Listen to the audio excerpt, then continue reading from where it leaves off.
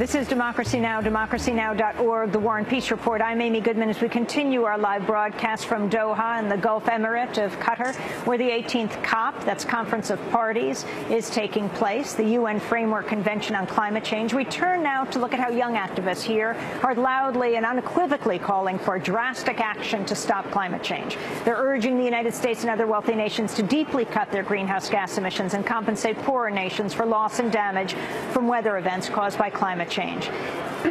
We're going to turn right now to our three guests right here, a roundtable of some of the young voices here at the summit. Nesheiwat is here with us, 23-year-old environmental coordinator of the city of Secaucus in New Jersey, which suffered flooding during Superstorm Sandy, forcing hundreds of residents, including the mayor, out of their homes. She's also a member of Sustain Us. Angeline Annesteus is with us, originally from Haiti, now a student at College of the Atlantic in Maine, where she's a member of the climate justice group Earth in Brackets, which has been participating throughout the week here in Doha. And Marco Cadena is with us, an organizer with Push Europe and Young Friends of the Earth Europe, living in London. We welcome you all to Democracy Now!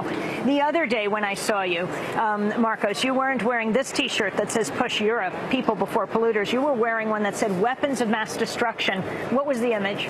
The image was a massive oil rig saying a weapon of mass destruction. Yeah.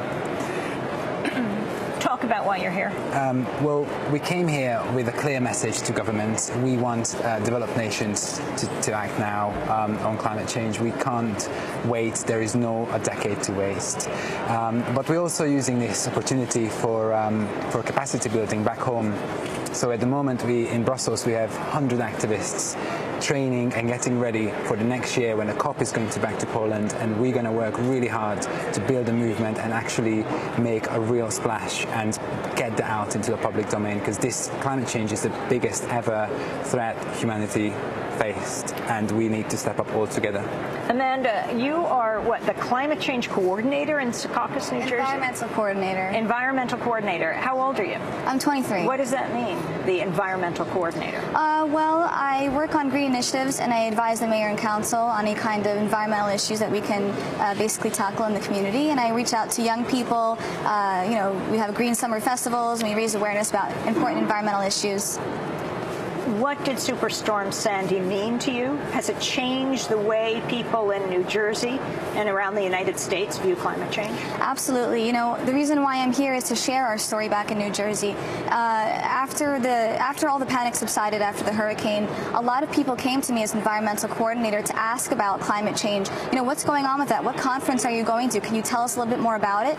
We saw a lot of elected officials come together, put their political differences aside, like Obama and Christie come together, Bloomberg endorsed Obama. So we've seen a lot of different kinds of changes, and that climate change is a reality, especially in New Jersey at the moment. Angeline, talk about what the environment means in Haiti.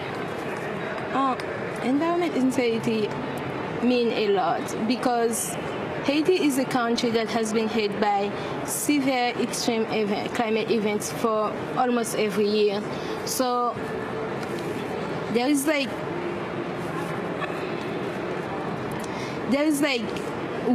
severe flood and extreme hurricanes severely affected the country, both directly and indirectly. So every year, hundreds of thousands of people died.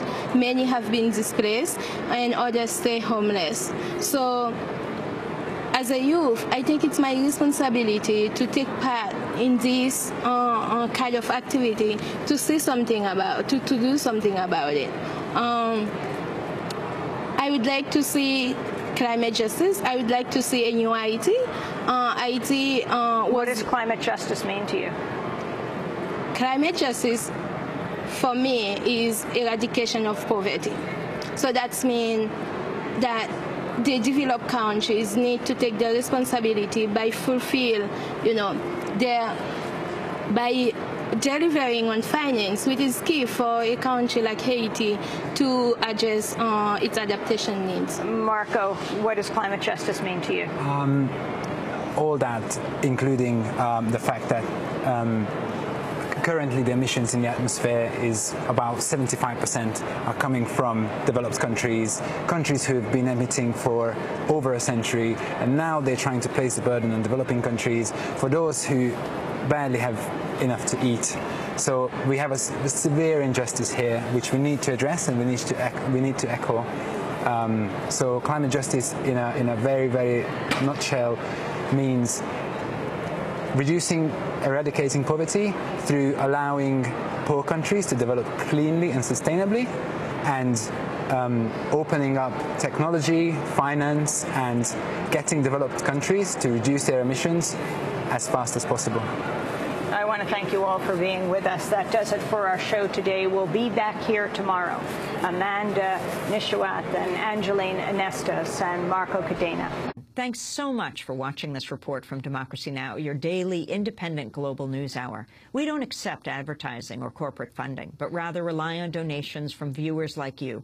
Please make your contribution by visiting democracynow.org. We need your support today to keep bringing you this hard-hitting, in-depth reporting.